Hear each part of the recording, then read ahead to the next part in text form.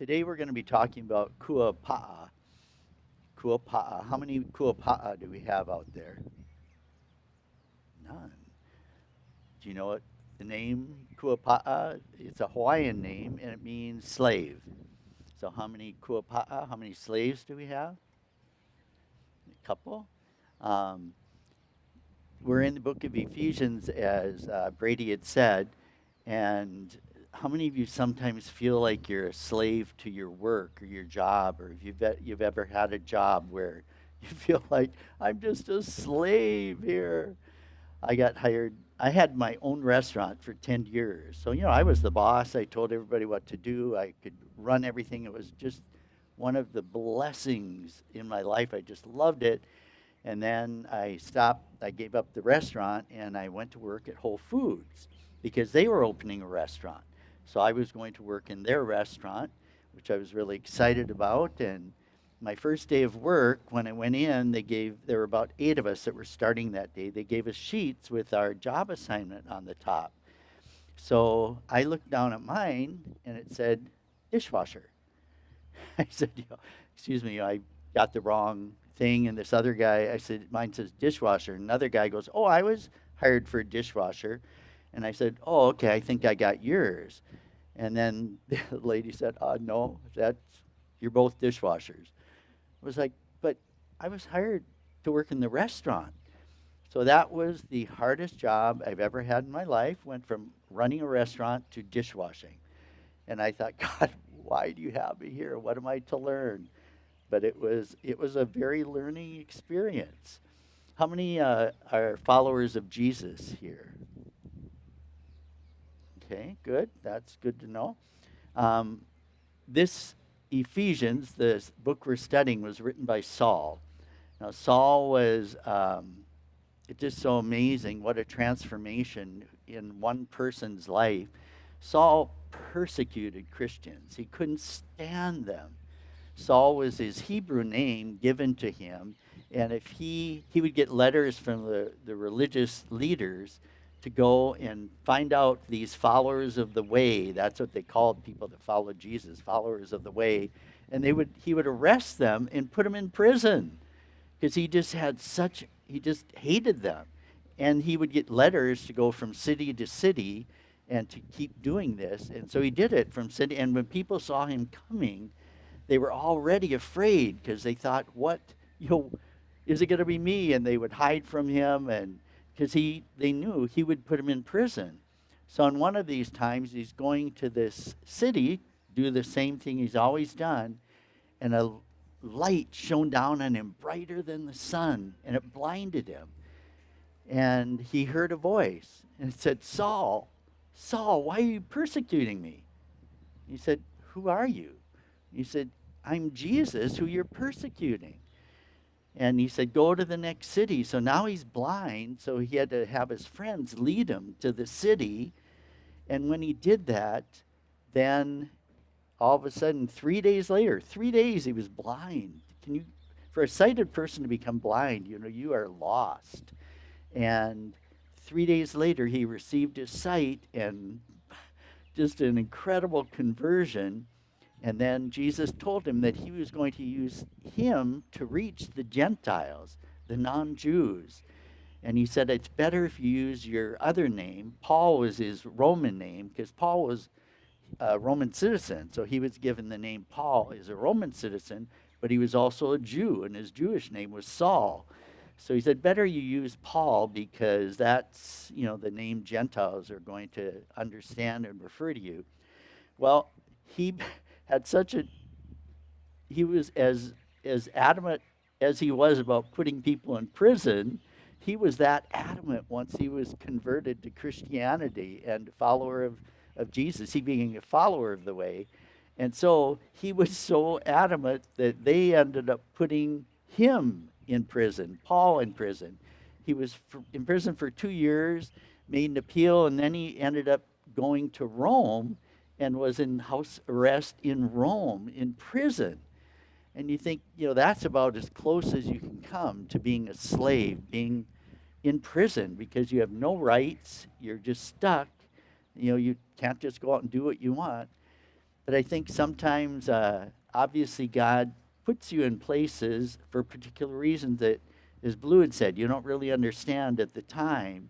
But then years later, you look back, what do you do in prison? You have a lot of time.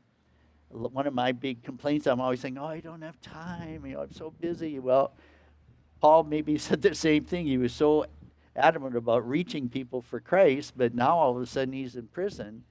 So what did he do? He wrote letters. He wrote letters to these various churches, and this one to Ephesians is one of the letters he wrote. And he wrote to them about a lot of different things, but at this particular time, he was writing to the believers that were in Ephesus. And it was a port city, so Rome was over here, Ephesus is over here on the way to Asia, and so boats would always go by and they would stop in Ephesus. So it was a very strategic port on the route from Rome to east to what's present-day Turkey. So Paul was writing this in about somewhere between 60 and 62 AD, because this is when he was imprisoned in Rome, so we know that. And it was a time, you figure, Jesus' ministry was till he was about 30 and was crucified. So this was about 30 years after the crucifixion. And so now he's writing these stories, and there are things going on in the church. And so he's writing from Rome in prison. And when he wrote this book of Ephesians, there were millions of people in slavery throughout the Roman Empire, millions in slavery.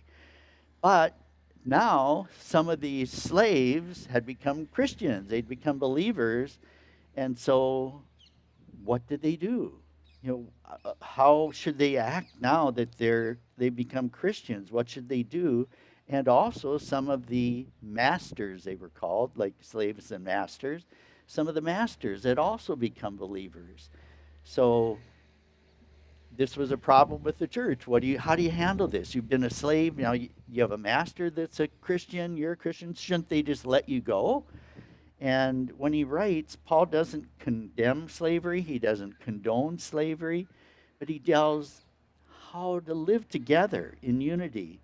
Women, children, and slaves had very few rights in those days. And so it takes us to the scripture for today, which is in Ephesians, the 6th chapter, and it's verses 5 through 9. I'm going to read 5 through 8 first.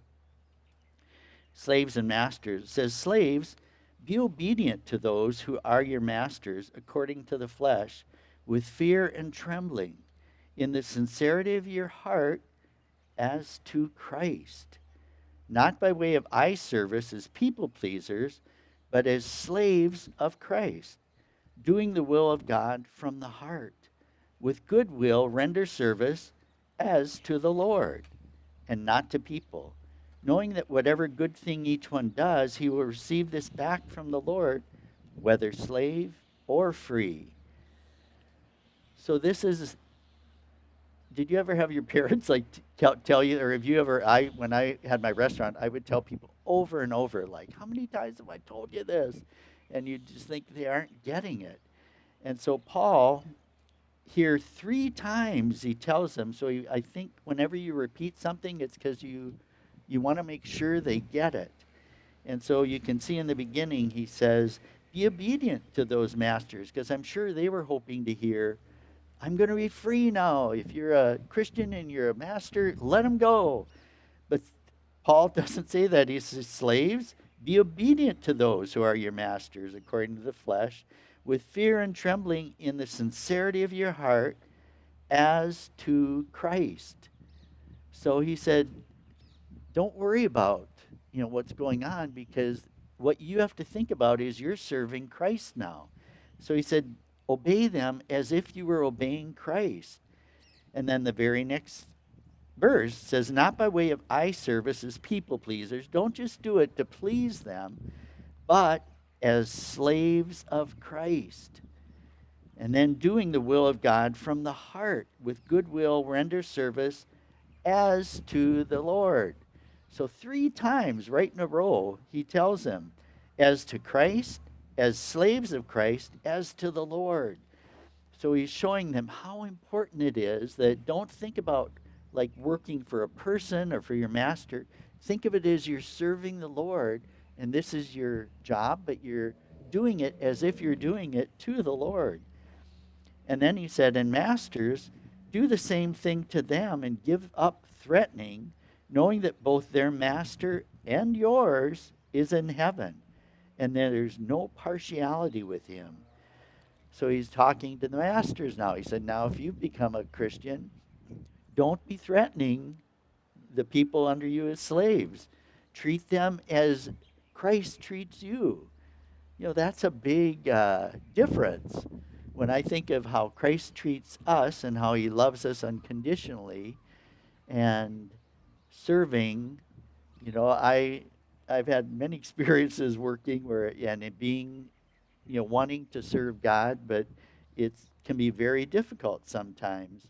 And Paul then, after this, he wrote to there were basically there were four that they call the prison epistles that Paul had plenty of time on his hands, so he wrote to the Ephesians, he wrote to the Philippians, the Colossians, and Philemon. And so one of the other books he wrote, these prison officials, was to the people in Colossae, because they also needed to, you know, they had issues going on with slavery and how they treat it, kuapa'a. So in Colossians 3,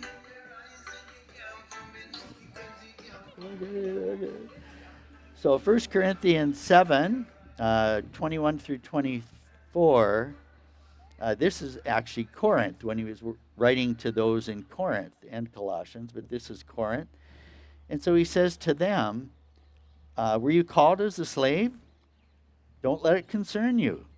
But if you are also able to become free, take advantage of that. For the one who is called in the Lord as a slave is the Lord's freed person. Likewise, the one who is called as free is Christ's slave. You are bought for a price. Do not become slaves of people. Brothers and sisters, each one is to remain with God in that condition in which he was called.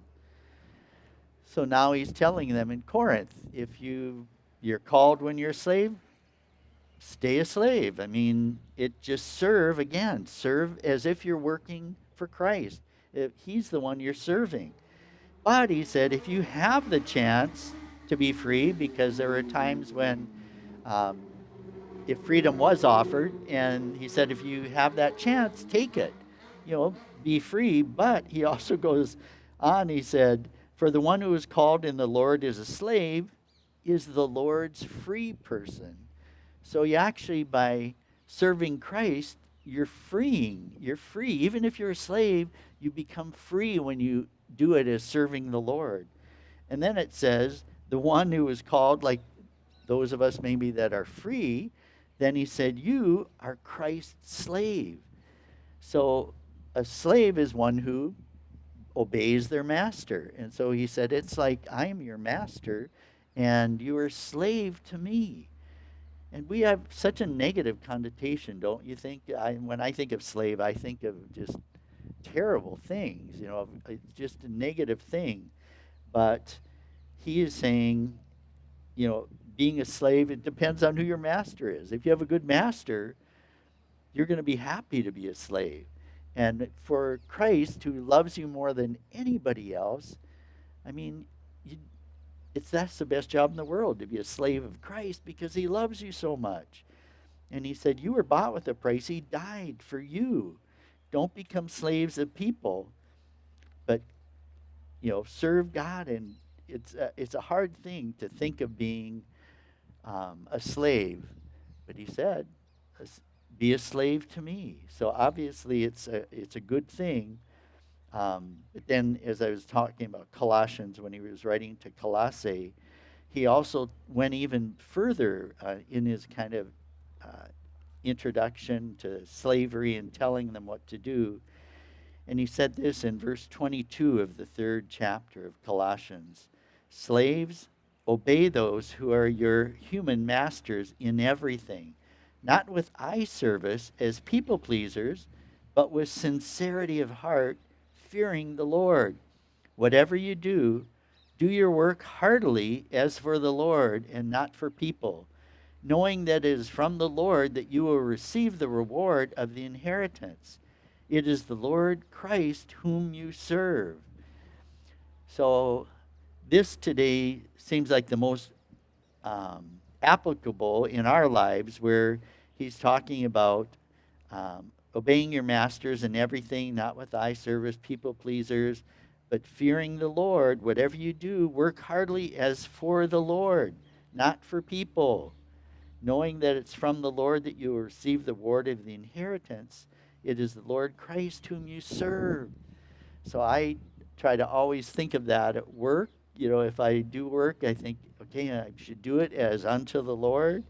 And sometimes that's worked, sometimes it hasn't worked. Everybody has probably had one of those nightmare jobs. I had one of the, probably, I would say, one of the best jobs I've ever had. I was traveling through Europe, and I had a 3-month rail pass, and I found out I could go longer because I didn't spend as much along the way. So I stopped in Switzerland and had this Swiss family take me in, and they said, "Do you want to work in Switzerland?" And I said, "Oh, are you kidding me?" They said, "Because waiter jobs are so low class, no Swiss would do that." So I got hired at this 5-star hotel to be a waiter in the restaurant, and I'd work at night, and then I would ski every day. So it was like the dream job. It was so, but the boss was an Italian, and he hated Americans. And I thought, I'm serving the Lord. I'm going to just show this guy love. And so he'd let everybody go home, and he'd say, "Brian, I want you to vacuum all the carpets in the restaurant." And so inside I'm thinking, I'm just ready to, and I remember, you're serving Christ. So I vacuum, and I'd start singing praise songs, and just, I thought, oh, I'm going to ski tomorrow, so who cares? I'll vacuum the carpet. And then the next day it was, okay, let's everybody go. "Oh, Brian, I want you to." And he had a hot little wine thing, and he put hot water in it. And I had to go to every single wine glass in the restaurant and steam it, and then make sure there were no fingerprints or any, had to be perfect. And then he would come in and look and check every one. And I just, again, I was so angry at him, and I thought, he's just doing this to try and get me. But I thought, okay, I'm serving the Lord. I'm going to just do this job. And then the next day, it was the silverware. I had to do the same thing and polish all the silverware all alone. So that was a good thing. I got to be alone and just do my thing. But then after about a week or two of this, then he started just talking down on Americans. And I knew he hated Americans anyway, and he was just started saying really negative things about America and about people. And so finally I had it. And I said,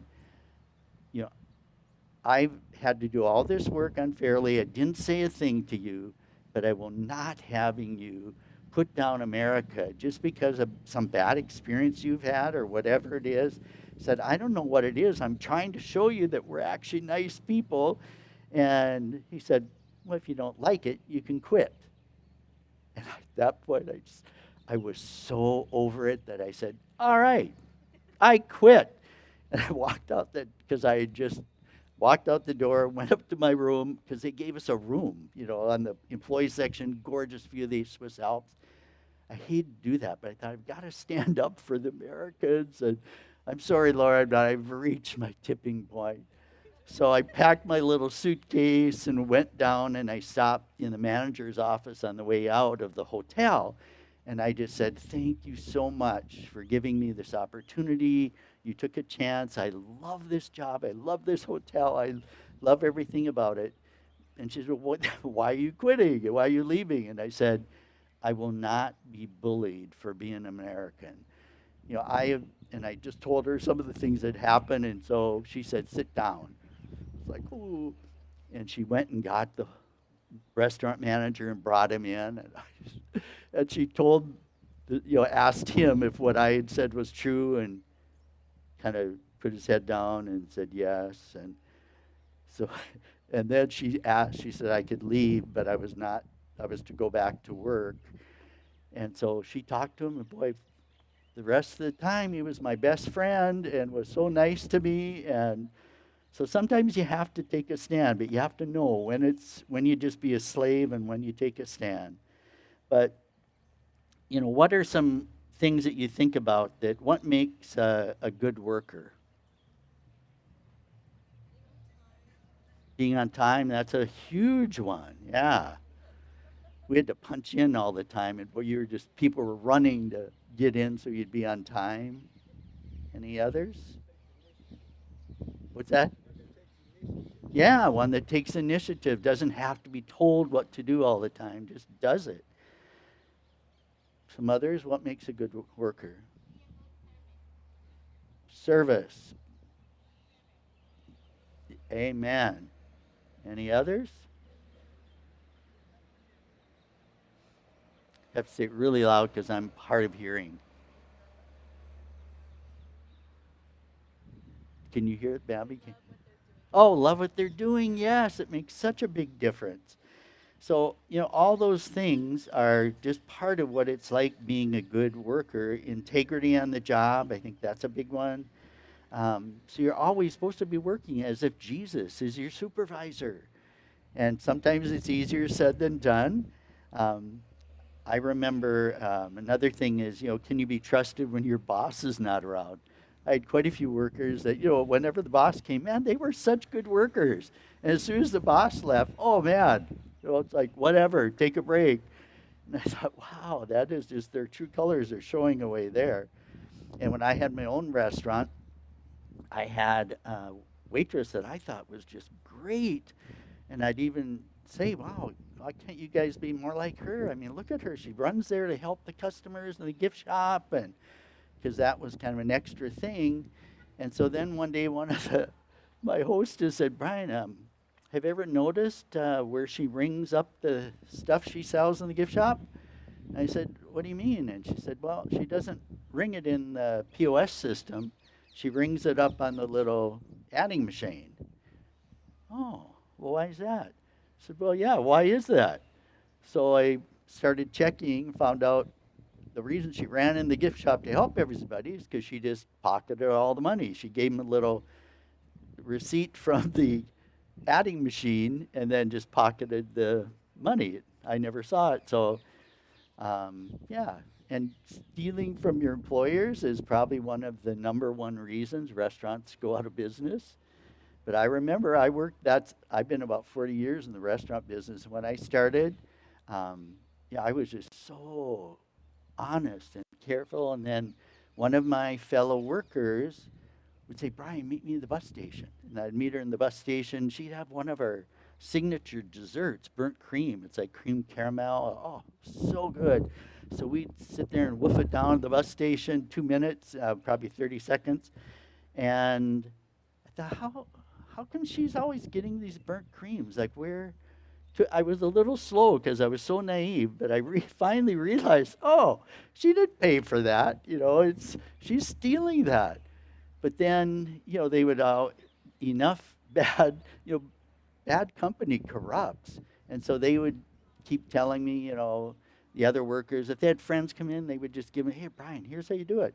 So then I started doing it. I was like, and pretty soon you don't feel bad. You just think, I work hard and I deserve a break. And so I remember when I started my restaurant, I said, I know you guys are going to want to give freebies, but can you please just ask me and then let me comp it so that I know you're not stealing from me? And boy, I had comped quite a few stuff, but I also had stuff walking out the kitchen. And it's amazing how it's a whole different story if you're working as to the Lord or if you're working to man. Because you always you start getting this entitlement thing. You figure, hey, I work hard. I do more than all these other people, so I can do this. I deserve that. But Christ is watching. He is always watching us. He knows everything we do, everything we says. So, in the earthly level, you may be at different levels in earthly society, but we're all equal before God. and he sees what we do, and he, that's how we're going to be judged. So just quickly, a few things of being a slave of God. Number one, it's a voluntary surrender. He doesn't make any of you be a slave. It's something you do yourself. You say, God, I want you to be my master. Come into my life, be a part of it, and take over. And then it's submitting to that authority, God's divine authority. Then it's ownership and belonging. You have to start realizing, I don't belong to myself anymore. I belong to him. It defines you. He's the one that will define you and who you are. It's obedience to his will, knowing his thoughts are higher than our thoughts. His ways are better than our ways. So it's just turning that over to him. It's freedom from sin. Because if you're a slave to God, you're free from being a slave to sin, which leads to death. Because it says sin leads to death. But when you're a slave to God, that leads to life and freedom. And service and purpose. It centers on glorifying God, and you give up self-rule. And I think that's probably the hardest one, because I keep taking that back all the time. And then when it doesn't work, I go, oh yeah, God, what do you want me to do?